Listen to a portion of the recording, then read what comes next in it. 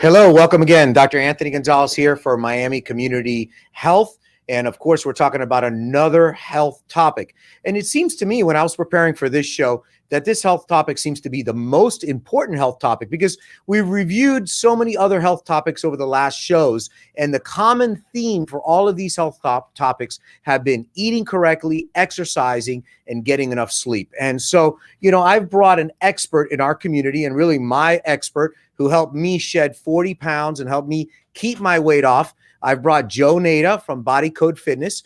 Joe's been in this industry of taking care of people's health for over 25 years. And he's here today to talk to us about health and fitness, because today we're celebrating, and this month we're celebrating employee and employer health and fitness awareness. And so, of course, employers are very concerned about the health of their employees, and everybody who works wants to be in good health. So I have Joe with us here today. Joe, welcome.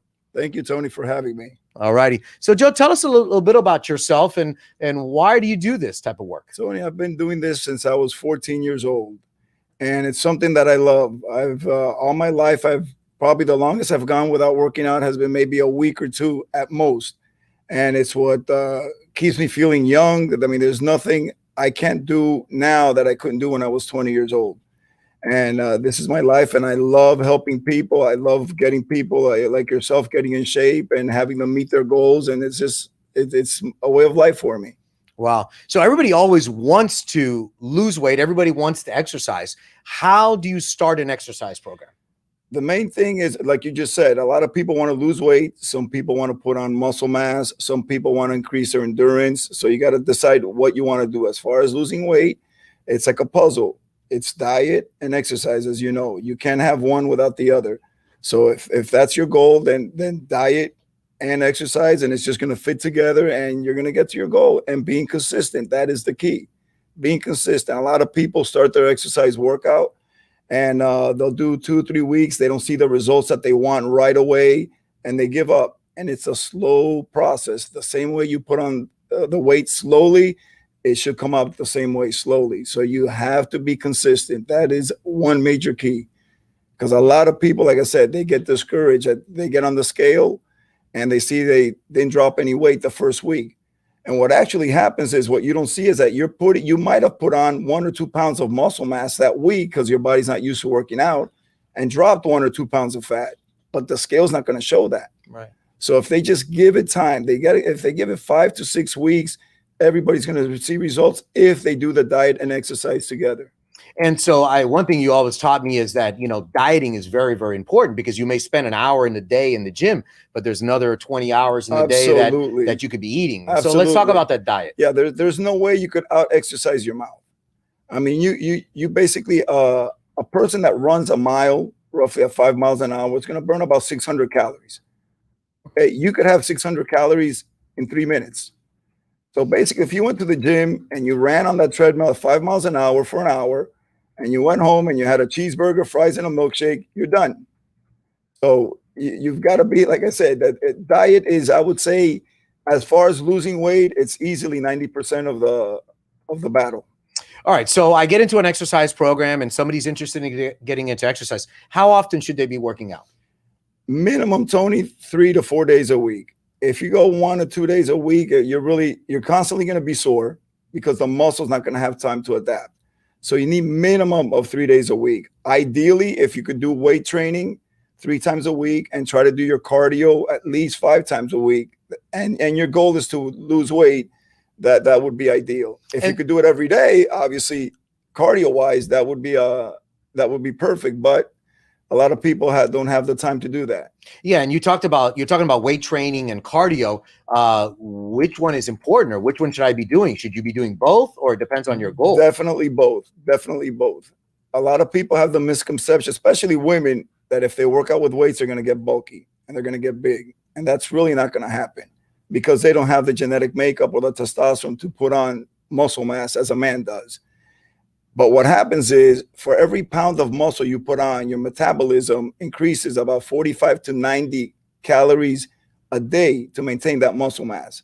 So by putting on, hypothetically, 10 pounds of muscle, you've just increased your metabolism for 450 to 900 additional calories a day. So another thing is when you do your cardio, you burn calories while you're doing the cardio. An hour, 2 hours, 3 hours later, you're back to normal. When you're doing weightlifting, you're actually tearing down muscle tissue. That muscle tissue has to be healed. All right. So for you to recuperate, that is also takes some calories. So you might burn more calories for that 1 hour doing cardio, but the 24 hours after, you're still burning calories because you're tearing down the muscle tissue. So definitely both. You got to do both. Yeah, I remember you taught me, when you put on muscle, when you're sleeping, you're burning calories. Absolutely. Yeah, I don't have to be running on a treadmill or running around the building, That's why a lot of people now are doing the HIIT training, the high intensity interval training, because studies have shown that is the best way for you to lose body fat is short spurts of high intensity exercise followed by a little rest. And what that does is basically it tears down more muscle tissue, it increases growth hormone, and the studies have shown that that's the best way to lose body fat. Now, if you were a bodybuilder, then it's a different type of workout. And that if you're a power lifter, a different type of workout also. Yeah, I'll tell you, these high intensity interval trainings that you do, that we do at our gym, I have invited all our friends my friends from work and from elsewhere that belong to other programs in our community, and within the first 3 minutes they're done. And it's a 1 hour class. So I invite anybody to join us there at Body Code. It is beyond anything that's in our community. So absolutely. If they would come and join us, they could have a free week on us. They mention your show, Tony, and they could have unlimited classes for a week. Wow. And they could see what it's like. All right. So you get into an exercise program and now you want to lose some of the weight around your gut, around your tummy, maybe the spare tires. Do you do more abdominal exercises? That's another myth. You'll have people doing hundreds, if not thousands of crunches or leg raises. You cannot spot reduce. Okay. Rule of thumb, wherever you put on the weight first, that's going to be the one that comes off last. Okay. So if you have a tendency to put it around your waist, that's going to be the last that you're going to see a difference, because you're going to lose a 1/4 inch, maybe on your bicep, maybe maybe you have a 1/2 inch to lose. So you lose half of the fat on your bicep. Then you have some that come out of the leg, but you have a lot more on the waist. So, but there is no such thing as spot reducing. You're going to shrink little by little evenly, so that you'll see the biggest difference in your waist once you lose the fat on the biceps, on your legs, on your glutes, and so forth. But you do need to do those abdominal exercises for other reasons, right? I mean, I know with me, you do it because I have a back problem, and it strengthens my back as well. The whole body works in unison, Tony. Everything, you're as strong as your weakest link. If you have weak abdominals, you're going to have problems with back issues. So everything from legs to shoulders to lower back, everything has to be trained. So what happens when I stop losing weight? You're exercising and you're no longer losing weight and you're still, people hit these roadblocks and these plateaus. Well, that's exactly what happens, because we're made to adapt. Okay. We're made to adapt. For example, if you look at a swimmer tend to be lean, but not cut like a sprinter. And they have a little layer of fat for buoyancy because they spend hours and hours in a pool. So if you look at a swimmer's body, they've got wide shoulders, thin waist, but they don't look like a sprinter or a bodybuilder. They're not what you want to call ripped, because the buoyancy, the body adapts to that. The same thing happens with exercise. If you do the same thing over and over, your body doesn't have to adapt. If you could do 10 repetitions with 100 pounds and you don't ask it to do 11, it's not going to get stronger. Okay, so or 110 pounds. You got to change things around. So once you hit that plateau, it's time to change it around, whether do a little bit more cardio, put a little bit more weight, do a little bit more sets, more repetition. You just got to change things around so that the body doesn't adapt once you hit that plateau. It's incredible. I've heard all this from you already. Through the years, like the last broken record. It's like a broken record because our bodies don't change, Tony. I know you've told me that. Things evolve, but the human body is the same. What worked in the 50s works in the 60s and the 70s and so forth. All right. So what about the time of the day? When should I be working out? I mean, I know that we like to work out. Some people can't work out in the morning. They're tired, or after work. I really can't work out after work. Is the time of the day important? Depends on how you feel. Some people have more energy in the morning, some people in the afternoon, some people in the evenings, and basically what works for you. No study has proven that there's a better time than the others. Normally in the mornings for males, the testosterone level is higher. Now, there's two schools of thoughts as far as losing weight. Some people think are doing now what's called the fasting cardio, which means that they don't eat in the morning and they do their cardio and so forth. The thinking that they're basically using their stored body fat and not necessarily the bagel or granola that they have for breakfast, which is where I tend to think is that if your goal is to lose weight, you're better off doing your cardio, your workout in the morning on an empty stomach. Now, you're not going to get a good workout in the sense of, because you're running on empty. Basically, you're using your stored body fat to energize your workout and not your oatmeal or whatever you might have for breakfast. So if you want a good workout, meaning if you want to be strong, if you want to be like a bodybuilder, definitely you got to eat. Some people though do get sick. They feel nauseous if they work out on an empty stomach. And the reason for that is that when you're working out, you feel that burn when you're doing leg extension and so forth. Your body's building lactic acid, which is basically the waste product of the muscle contraction. Okay. The blood pH is altered, and that causes a gag reflex. So some people get that because they start off with low blood sugar in the morning and they work out hard and they get the feeling that they're going to get sick. Now, if you're one of those that don't need to eat in the morning and your goal is to lose weight, then I would suggest you do it on an empty stomach in the morning. If time doesn't allow you to work out in the morning, then do it in the afternoon during a lunch break if you have that, or later in the evening. But now, getting in the gym or working out at home, getting the workout in is what's most important. Okay. And then how long should we work out? I mean, I've heard 30 minutes. I've heard, an hour. I remember one time I've stopped in there with you and I got 30 minutes and you put me in through 30 minutes and I felt it was like an hour and a half. So, again, if your goal is to lose weight, which I think most people, probably most of the listeners right now, what their goal is to lose weight. I don't think we have too many people that want to become bodybuilders or anything like that. So just like the HIIT workouts, you're basically not resting. You could get in half an hour. I mean, nowadays you have the young kids taking Instagram pictures and so forth, and they're in there for 3 hours, and they actually worked out for 20 minutes. So, I mean, if you get in there and if you have half an hour to work out, you could get a great workout, do plenty of damage to your body, meaning in a good way, and be on your way. So really, time should not be an excuse for anybody. But if you are bodybuilder, powerlifter, you're looking about an hour and a half a day. If you're a regular person, with between 30 minutes and an hour is more than what you need. And then the type of exercise, there are people that say they go out for walks. Is that considered exercise? If that's all you could do, Tony, then absolutely. Okay. But if you're a young person, you're a young person, you burn the same. Most people don't know this, but you burn the same calories running a mile than walking a mile. Okay. The only difference is you're not getting the cardiovascular benefit out of the run versus the walk. Now, somebody, like you said, somebody that's young, you're better off getting, instead of the walking, really, again, how's it going to stress your body? Are you asking it to do what it cannot do? Right. I mean, you could probably walk until you get sore feet, but you're not going to say, oh my God, I can't walk anymore because my muscles are exhausted. It rarely happens if you're a young person. Again, we come out, you got to stress the body a little bit, put in a little discomfort level. Okay. So then the other thing, and this is a lot of things a lot of questions I get from my patients is, I do a lot of weight loss surgery and patients want to put on muscle mass.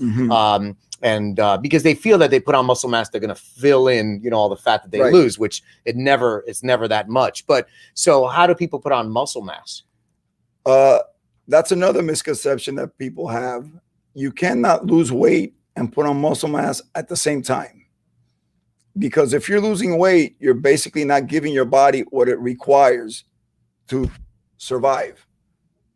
Okay, so for you to put on muscle mass, you got to give your body adequate nutrition, meaning adequate protein, adequate carbs, adequate calories, and so forth. So to put on muscle mass, we come back to the stress. You got to stress the muscle. There's two different types of muscle fibers that your body has: slow twitch and fast twitch. Slow twitch muscle fibers are the endurance muscle fibers that really don't get very large. If you look at a marathon runner where they're very thin, skinny legs and so forth, then you look at a sprinter who's heavily muscled with large, big muscular legs, they have fast twitch muscle fibers. Those fast twitch muscle fibers are only good for short spurts. So if you go to the gym and you're doing 100, 150 repetitions or something, you're working your slow twitch muscle. You're not exhausting your fast twitch. And that's the one you got to stimulate if you want to put on muscle mass. Once you do the stimulation, then the growth part of it comes into part when you're resting, which is very important. The more work you do does not necessarily mean the more results you're going to get back. So again, the puzzle has to fit the training and your diet, whether you're trying to lose weight or put on muscle. But the misconception of you're going to lose weight and put on muscle at the same time, it does happen when you first initially start working out, because again, you're shocking your body. But if you've been working out for years and you're going to try to get lean and put on muscle, it's not going to happen. You got to give your body the nutrients that it needs to build. You know, it's like your savings account. If you're pulling and not putting in, it's not going to build. Wow. So you mentioned, and I was going to talk about it a little later, but rest. That's a recurring topic that I hear from all my guests, whether we're talking about testicular cancer, ovarian cancer, or we're talking about any other health topic, something, whether it be a medical or mental health topic, something that they always bring up is rest. Talk about rest and fitness and weight loss. Very, very important. Very important, because what happens, some people, well, number one, under stress, you're under cortisol, which is basically horrible for your body. Now you have some people, because of stress, some people eat more, some people don't eat more. Okay, now again, we come back to the puzzle. Necessarily starving yourself isn't going to help. And obviously overeating is not going to help. Very, very important. Now, especially also if you're weight training or trying to put on muscle mass and so forth, you need to give your body rest. Very important. And stress, again, if you live a high stress life, exercise is the best thing you can do. The best thing you can do. Type 2 diabetes, reversible with exercise. I mean, the list goes on, Tony. You know, as a doctor, the benefits of working out and nutrition. Very, again, the puzzle. Yeah, no doubt about it. I've seen it in my life, in my stressful area of my work, and definitely getting in there first thing in the morning, taking care of yourself first. Then you go out and take care of other people. Well, how do you feel when you leave the gym in the morning? I feel like on fire. I'm energetic and ready to go, and you did something positive for your body. Yeah. And it seems to follow the day. Yeah. It's like, you're going to have that chocolate cake, and it's like, wow, I just busted my tushy for the last hour. Am I really going to destroy it with this? So it gets you going on a positive note. You start on a positive note. No doubt about it. So what about the mental health? Obviously as well. I've seen it in my life, no doubt it helps you clear your mind as well. What does it do for people's minds? It's funny because our place is, as you know, a lot of people, we work out hard, but we also socialize. And people go there and it's like a big family, and you're getting, you see the people in the gym more than sometimes your own family members, where if you go 3-4 times a week, you're seeing the same people 3-4 times a week, and you talk and you know about what's going on in their families and so forth. So just getting away for that 1 hour or whatever time you're in the gym from your stressful life, it's night and day. Wow. All right. So talk to me about eating. Is there a particular type of diet, through the years and the years I've been with you, we've had different type of eating habits and different programs you put me on. I remember the time of the small meals. Now more recently, which I've had great success with, is the intermittent fasting. People, the keto is like the hot word. Mm-hmm. They got keto everything. I even saw some keto wine. So what is the diet? What is the right diet? The right diet, Tony, is one that you could follow. Okay. Obviously, if you have a cholesterol issue, keto might not be the right one for you. That you would want to find out talk with your doctor about it. But the fasting, I think from everybody that I've put on it, does seem to work. It does seem to work. Now you have some people that go low carbs, some people that go carbs, low fat. You had the time where everything was low fat and high carbs, and people were putting on weight, having, bagels and pasta all the time. So the one that works for you and that you can stick with, as long as you're getting results. Now, if you're doing whatever diet you're doing and you're not dropping weight, it obviously isn't working. But from what I've seen, the people doing the fasting, the intermittent fasting, it has worked for them. So patients ask me, when do I stop the diet? When you get to your goal, Tony. And then what? You go back to your old habits again? No, absolutely not. Right. Absolutely not. Right. Absolutely not. If you go back to your old habits, you're going to go back to your old self. Some people get away with doing 1 or 2 cheat meals a week while they're losing weight, just to keep things going. You've behaved. It's the same as a person that has a very bad diet and one day says, you know what, I'm just going to have a chicken salad, a salad with grilled chicken. That person's not going to lose weight. Okay, it happens the same in reverse. If you're behaving, and a weekend comes and you go out and you have a good meal, you're not going to stop losing weight because of that. Consistency is the key, Tony. Yeah, I know. So you've told me that. You said you told me you don't get fat just eating one bad meal. Just because you ate something bad last night, get out. Let's go get some workout in. Remember, 1 pound is 3,500 calories above and beyond what your body requires. Okay, so let's say your body requires 2,000 calories to breathe, to blink, and so forth.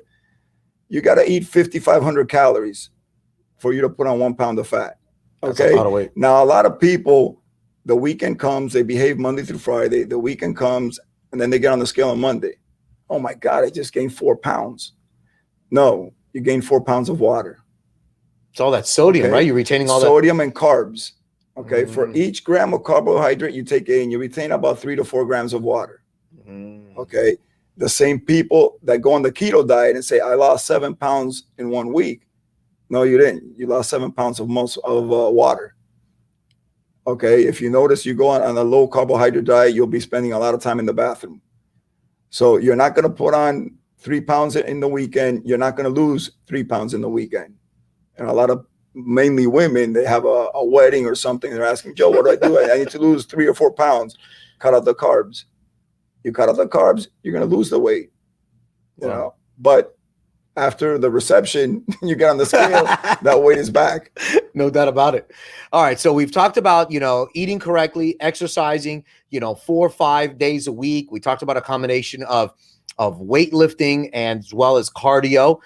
We touched upon the high intensity interval training and then the different types of eating. So that's all good and dandy for an adult. What about kids? Can we get kids to work out? Should we have kids in the gym? I know nowadays, physical education nowadays is like PlayStation, virtual. My daughter was taking virtual PE when she was in high school. My God. So what should we do? We doing kids, it's sad that we're not making physical fitness as part really of a kid growing up. I mean, that should be so important. Here we are, in the medical field where you're at, and you're trying to avoid people getting diabetes and obesity and cancer and so forth.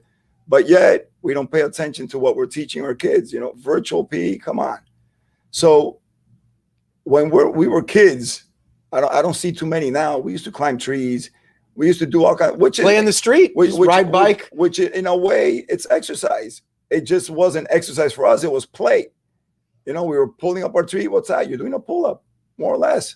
You're using your body weight. So absolutely, it's essential that kids work out. In my gym, if they fit in an exercise machine, they could work out. Now, you don't want a kid being a power lifter. You don't want a kid being a bodybuilder. Okay, there's a difference between strength training and bodybuilding or weightlifting. Okay, they learn how to do perfect form.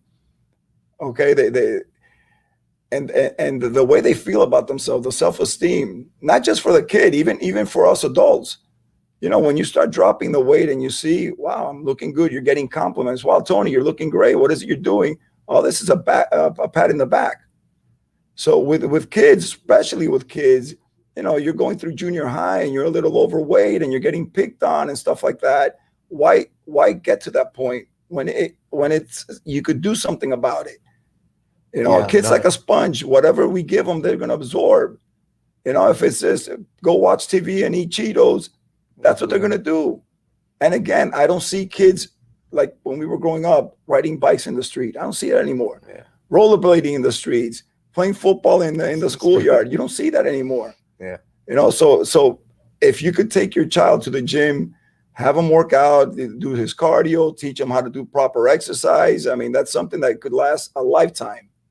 Wow. Yeah, no doubt about it. And of course, at Body Code Fitness, we see a lot of families and generations Absolutely, there. absolutely. And that's something that we try to do as well in our family. So what about women and lifting weights? You know, women sometimes are a little concerned about lifting weights. They don't want, like you say, they're trying to get smaller in sizes. Every woman wants to be a size 0. I didn't realize that until I went shopping with Dorcas, that there's such thing as a size 0. But, you know, women are concerned about lifting weights. Should women be lifting weights as well? Absolutely, absolutely. Again, everything has changed. When I first started working out, Tony, you would not see a woman in the gym. The first time I saw a woman in the gym was probably like in 84. Okay, because the gym we used to go to was actually there were only like 3 gyms in all of Dade County back then. Now women have seen the benefits of working out. I mean, you know, you see these women where before having no tushy was what they wanted. Right. Now they want to build the glutes. Yeah. You know, so everything, but they've seen the benefits of it. Then for the older generation, you got the thing with the bones. Yeah. Osteoporosis. Okay. Yeah. That lifting weights, resistance training is what helps is. Every time the muscle contracts, it tugs on the bone, which sends a signal to the brain to deposit more calcium there. And again, this has nothing to do with looking good. Now you're talking about not breaking a bone when you fall. So definitely women, and like I told you before, you're not going to get bulky. You're not going to get big. You know, 99% of the women don't have that makeup that they're going to put. You're going to put on hopefully some muscle. Absolutely, you want a little bit of muscle, but you're not going to put on 20, 30 pounds of muscle. Yeah, what I've seen also, it gives them some form, which they like the form as well. Absolutely. Well, you get to a point where you're almost like an artist. You know, you could do it with your body. You know, it's like, well, let me work out my shoulders a little more. So you do a little bit more shoulder exercise. You know what? My biceps. Now we're talking putting on mass. We're not talking losing weight. Remember, there's no such thing as spot reduction. So it's not like, well, I need a 6-pack, so let me do more abs. No, that's a diet. But putting on mass, you could work a little harder on your legs if you want to put a little bit more mass on your legs. You work a little bit more on your lower back, on your upper back, on your biceps, and so forth. So you almost become like an artist of yourself. And now I would say, well, our gym now is, I would say, 70% female. Yeah, no, yeah, definitely. You know, they pay a little bit more attention to their bodies than men do. Yeah, of course, we go back to the social acceptance. You know, it's more socially unacceptable for a woman to be overweight. Absolutely. You know, absolutely. man, in the old days, a big belly was a sign of wealth, you Exactly. know, and good health, you know. But nowadays, of course, that has changed as well, because now we're realizing the diet is affecting our lives and affecting our well-being and our health. So no doubt about it. So we've touched upon, you know, the men, we've touched upon the women, we've touched upon the kids.